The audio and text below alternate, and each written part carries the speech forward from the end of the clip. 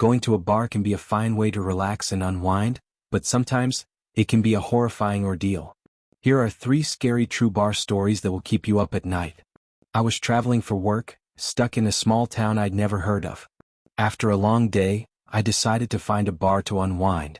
I stumbled across a place called the Hollow Tap, a rundown dive tucked between 2 boarded-up shops. The neon sign flickered like it was barely holding on. Inside, it was dim and quiet, with just a handful of people hunched over their drinks. The bartender was an older guy with sunken eyes and a blank expression. He didn't say much when I ordered, just nodded and poured me a whiskey. As I sipped my drink, I noticed something strange. No one was talking. No music, no TVs, just the low hum of silence. The other patrons stared into their glasses like they were afraid to look anywhere else. Trying to shake the uneasy feeling, I downed my drink and went to leave. But when I reached the door, it wouldn't budge. I jiggled the handle, pushed harder. Nothing. The bartender's voice broke the silence. "You can't leave yet. It's not last call." I forced a laugh. "Yeah, well, I'm making it my last call." But when I turned around, everyone was staring at me now. Their faces were pale, their eyes dark and empty, like they'd been hollowed out. "You sat down," the bartender said, stepping out from behind the bar. "That means you're staying." Panic surged through me. I rushed to the window, but the glass wouldn't break. It was like hitting solid stone.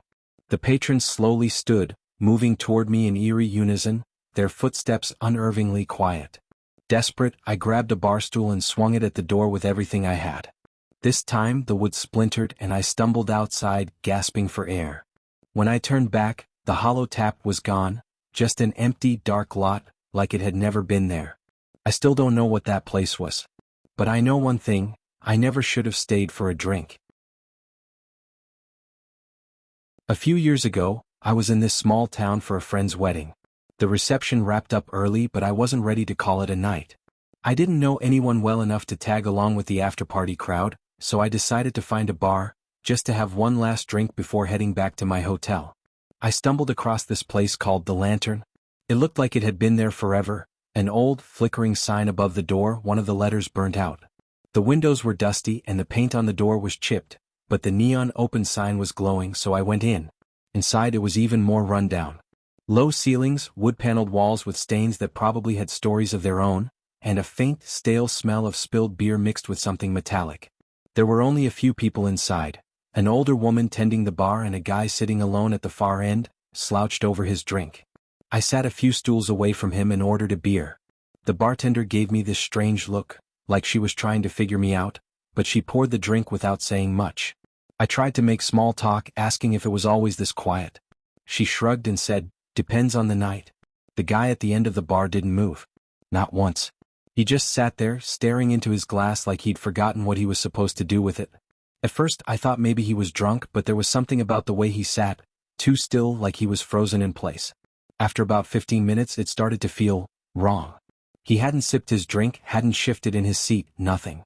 I tried to shake it off, but curiosity got the better of me. I leaned toward the bartender and asked quietly, "Hey, is that guy okay?"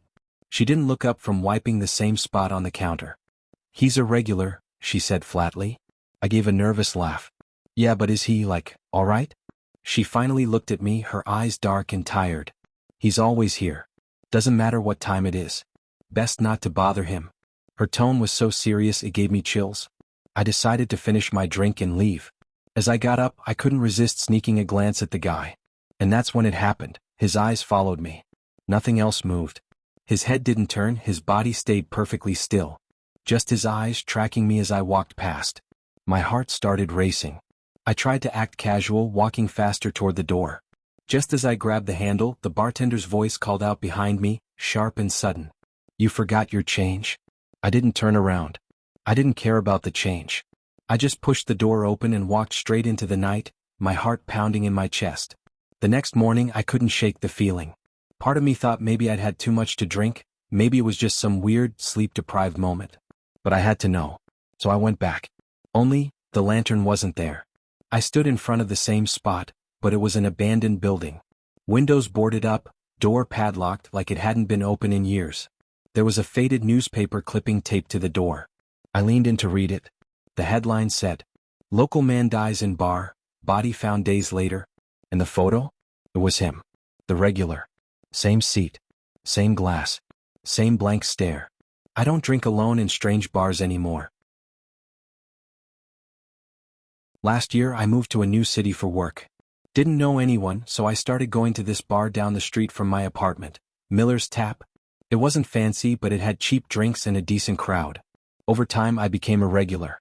The bartender, Sarah, got to know my usual order, and I'd see the same faces most nights. One guy in particular stood out. His name was Dave.